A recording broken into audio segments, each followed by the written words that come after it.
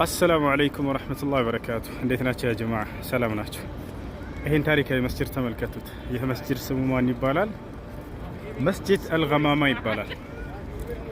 መስጂድ አልገማማ ያውና መዲና እዚያ ነው። ያ ማን ነው? መስጂድ ነበዊ የነብዩ ሰለላሁ ዐለይሂ ወሰለም መስጂድ። ከዚያ ደግሞ ራቅ ብሎ እዚህ ጋር መስጂድ አልገማማ ይገኛል። መስጂድ አልገማማ ነብያችን ሰለላሁ ዐለይሂ ወሰለም አንዳንድ ጊዜ ሶላት العيد የዒድ ሶላቶችን ሶላት الاستسقاء ልክ እንዲሁ ዝናብ ሲቀር ጊዜ ከአላህ Subhanahu Wa Ta'ala ዝናብን ለመለመን የሚሰግዱበት የመስጂድ ስም ነው። አልገማማ ማለት ትርጉሙ ዳመና ማለት ነው።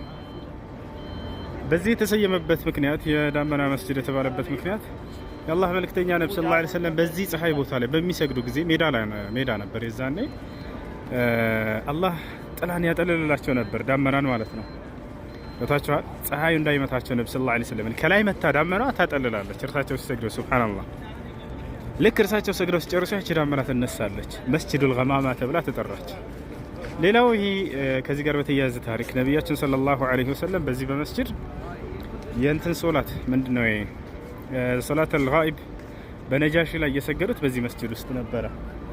ነጃሺ የኢትዮጵያው ንጉስ የሀበሻው ንጉስ ነብያችን ሰለላሁ ዐለይሂ ወሰለም ቆመው በዚህ ቦታ ላይ قوموا صلوا على أخيكم أصحما إنه مات اليوم رجل صالح في أرض الحبشة قوموا فصلوا على أخيكم أصحما ያሉት እዚህ ቦታ ላይ ቆመው ነበር።